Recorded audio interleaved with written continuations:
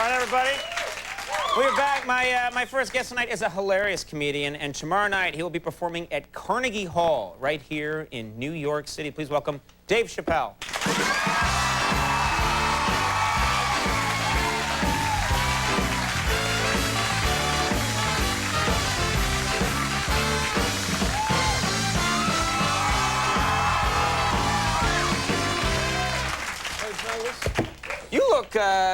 You look good. You think so? Yeah. I stopped smoking weed for a while. You did? Yeah. I never thought that you would stop that evil practice. But, well, I had to stop. I didn't have to, but you know how weed is.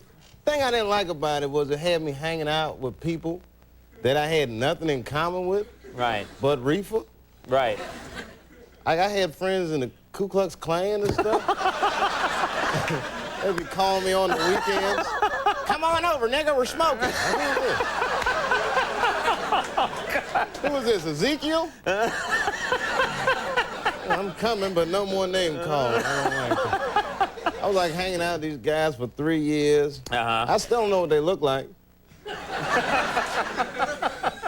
But you're off it now. You're seeing things clearly, probably. Yeah, we've had it. Yeah. I've been working too hard. Well, you've been traveling. You've been touring constantly, right? Yeah, I'm touring and I'm shooting a movie at the same time, which is cool. The movie's cool because I'm shooting it in Toronto. I don't know if you've been to Canada recently, but that money works in our favor.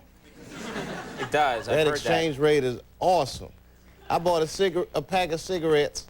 I gave the lady $20. She gave me $35 back. I'm staying. You should just live there. Yeah, we should all go. Where else have you been? London. I went to London for a while. Oh. You from London? You know, I learned about London. I didn't know they called cigarettes fags over there. Yeah, you got to kind of know that before you go. Yeah, I was in a bar and the guy came up to me. I'm dying for a fag. Like, ugh, man. Why are you telling me this? Like, am I in the wrong bar? I must have a fag in my mouth immediately. It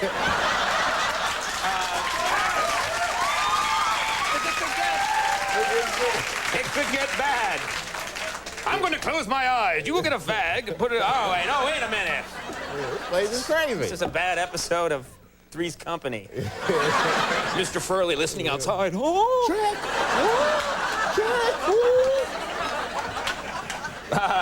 And then I went to Paris. Yeah. I ran out of deodorant in Paris and actually had to catch a train to London to find another stick.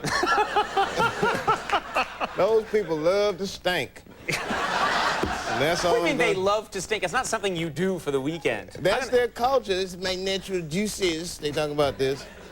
I don't know why they, but you know, they all carry that bread under their arms. Like, ew. Ew. Keep that bread for yourself. There's butter for that.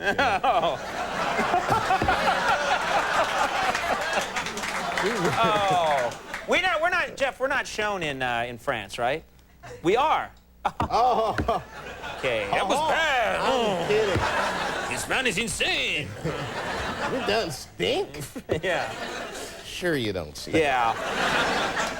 Oh, and then, this is interesting. I was in China. And China's in the house. Actually, I had a good time there. I found out that China's, it's not Western, but it's like, so it's very similar. Like I went to a club in China and Chinese kids party just like American kids. The only thing different about the club was the music, because they kept rocking the same song. Ding-a-ding-a-ding-ding-ding-ding-ding. I'm just kidding. What are you doing? No, that song is huge. You can't do that. I'm telling you, I turned on an R&B station. They had a black guy singing it. Ding-a-ding-a-ding-ding-ding-ding-ding. And the DJ came on and said, that's right, ding-a-ding-a-ding-ding is sweeping the nation. Ding-a-ding-a-ding-ding, #1 for 1,800 years straight. Oh, man. No. All right. So culturally insensitive and I'm funny. kidding. I have never been to China before. That's just something I said. You just said that so you could do that cheap joke. Yeah. I admire you now. Ding. Now, are you able to relax at all? Because this sounds like you're working just round the clock. You know what I did do? I went on a, you ever go to, like, on those history tours? I went on one. Yes, I do. I went on one in William. I'm the kind of guy that goes on. I'm the kind of guy that gets excited about those. That's Those how. are actually fun, man. Yeah. I went to Williamsburg, Virginia. They do it up because it's like old town Williamsburg. They preserved it from 1700. And they even go as far as to have, like, black dudes walking around like slaves in their little costumes. Hey, how you doing now, sir? And then, like, I left the group. I split up from the group, and one of them black dudes seen me. He was like, hey, bro, help me.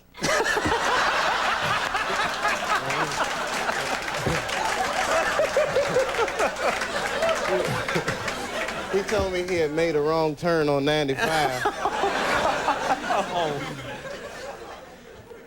Poor guy. Yeah. Are you interested in that kind of history, though? Do you like... I did one in New York. New York got a lot of good. I didn't know a lot of stuff. Like, they took us by these trees in Washington Square Park. It's like 2 trees where they used to hang people. But they'd hang white people and black people on different trees. Mm-hmm. Like, that's gonna hurt our feelings. You know what I mean? Like, you're gonna see a bunch of black people marching. We want to be hung on the same trees as y'all. I saw that. And how about this? How much money do you think the Indians sold Manhattan for? It wasn't a lot. I remember they sold it for $24 and a bag of weed. All right, maybe not the weed, but they sold it for $24. $24. Maybe they had the weed first, then sold it for $24. Yeah, you know That would what? explain a lot. You know what was crazy? It's like, okay, the thing about it is the Indians, I thought that they were like, damn. I was like, why would they do that? This is good property. Yeah. But it turns out that Indians weren't dumb. It's a cultural difference that was exploited. Because Indians did not know that people could own land. Do you know what Manhattan means? No. It is the Indian word for white people. And it means crazy people. No offense. But, no. You say one more word. No, because the guy was saying it's like Indians didn't know people could own land, so they thought white people were crazy, you know. It's like, we'll buy this land for $24. They're like, oh, would you like to buy the sky too? Let's make a deal, you know. Yeah. And the guy I'll sell you that cloud. Yeah. Exactly. Clouds, $15 for clouds. But then a guy said that, like, the same thing happened with slavery. Because if you talk to a white historian about slavery, you know, that's what they'll tell you. See, I'm not the kind of person that I don't blame white people for slavery. I mean, maybe a little bit. Yeah. But really, I blame the telephone. You're going to have to help me out with this one. You blame the telephone for slavery. Yes, man, because, all right, if you talk to a historian, he say a lot of black Africans sold other black Africans into slavery, and that's true. But the Africans didn't know what they were selling these other black dudes into, and there was no telephones. It's not like a brother could call home like, don't send nobody else, man. This is terrible. No, I ain't get paid yet.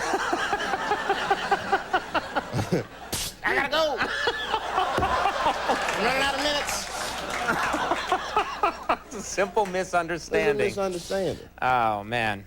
Hey, you know what? Every time you come here, it's hilarious. And I count.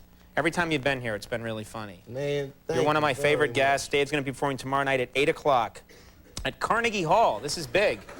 What was that? I'm celebrating. Oh, okay. Yeah, this is big. It's my biggest gig yet. This is great. Hall. Carnegie Hall tomorrow night at 8 as part of the Toyota Comedy Festival. Congratulations on that and more good things for you. Hey, man, thanks for having me. Always great having you. Dave Chappelle always brings the goods. We're going to take a break and come back. Molly Sin is going to be here.